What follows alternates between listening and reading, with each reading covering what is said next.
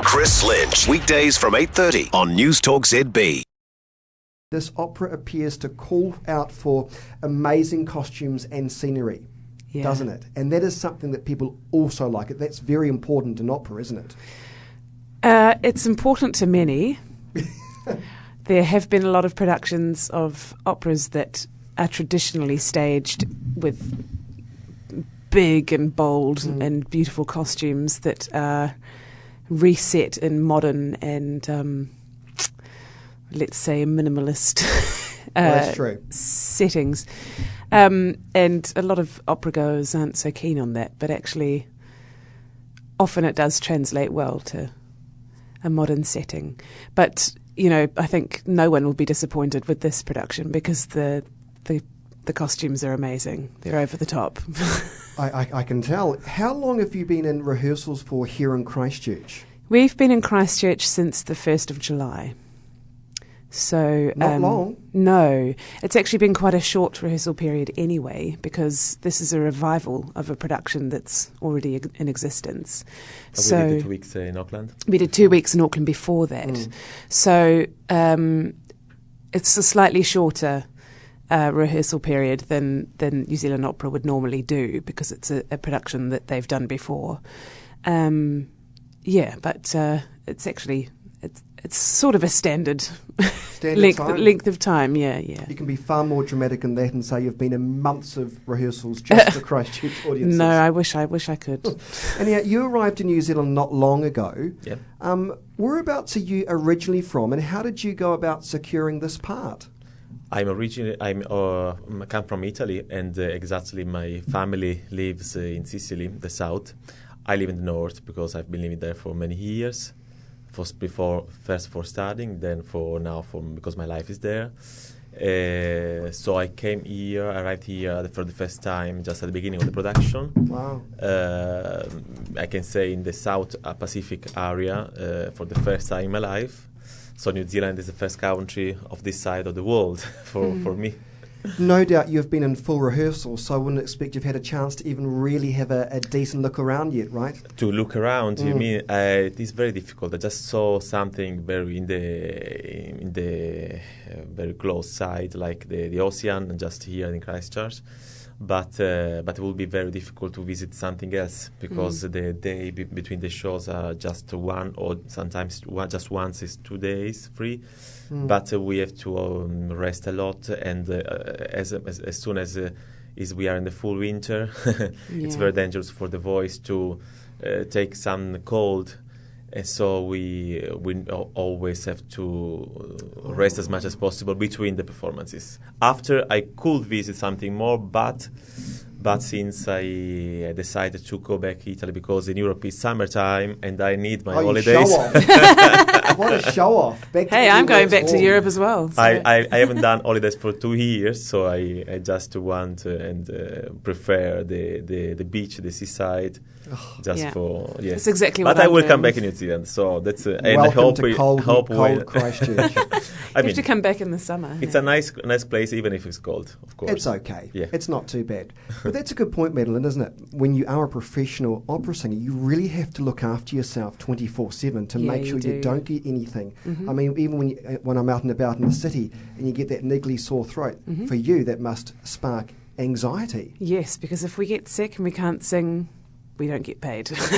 So it's a big thing. I mean, opera singers have a reputation, I suppose, which is kind of an outdated reputation, but a reputation for being precious about that sort of thing. But the problem is that it is our livelihood. We can't earn money if we can't sing. So in this case, I can say there are not cover for us. Yeah, we have no cover. Well, I have a cover, actually. I don't, actually. So there's no understudy for you? I don't have a cover, yes.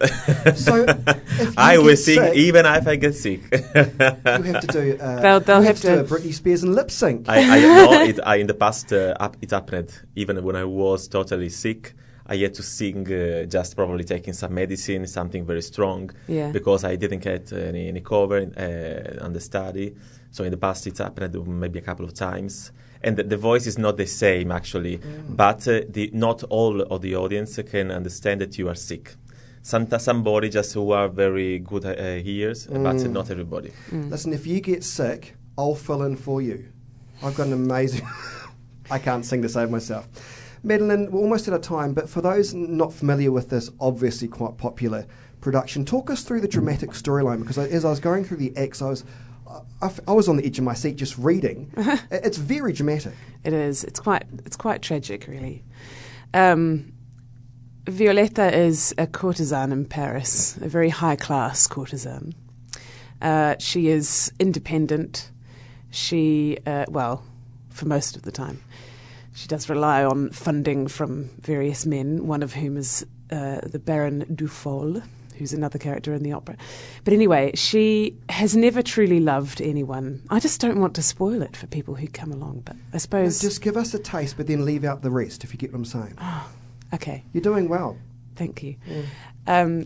So she falls in love with a man who comes to one of her parties, Alfredo, who says that he's been watching her and falling in love with her for a whole year without her knowing.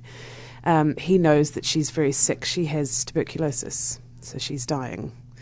But she manages to conceal that from everyone, and she goes through bad patches. And they end up moving to the country together for her health, I presume.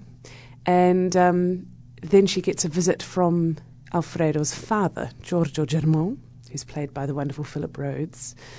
And he implores her to leave Alfredo for the sake of his family, because his other daughter is getting married, and her fiancé refuses to marry her if the family is associated with a courtesan. And that's where the drama begins. That is where the drama begins, yeah. We're going to leave it there. Just finally, before we go though, isn't, and I say this because I've been there and seen other opera houses around the world, but isn't the Isaac Theatre Royal, there's something very special about this theatre, isn't there? It is small, it is intimate, without being too small. What do you think? I think that the sound is fantastic, it's amazing. Yeah, the acoustics are amazing. I don't, since the first moment I tried my sound there, and also I heard my colleagues singing, was absolutely like singing, as we say in Italian, in a bathroom. I mean, the acoustic in the bathroom is fantastic, is amazing, is always, you feel like Pavarotti, you feel like the best singer in the world. Why I could, help you out. That's where I train in the bathroom. Wow, yeah. Everybody sings in the shower for that reason, exactly. Even if who is not able to do that. So even professional opera singers sing in the shower. Oh yeah, because it feels easy. When I was a student, I just if singing in the shower for me was the best thing during the day. I made my day when I sang in the shower. Lovely to meet you both. Thank you very much for your time. Thank you. Congratulations on your success. Thank you very much. New Zealand Opera's production of La Traviata. Did I say that right? Traviata. Traviata. I can't say it. But the opening night is tomorrow night at the Isaac Theatre Royal. Head to the Isaac Theatre Royal for your tickets.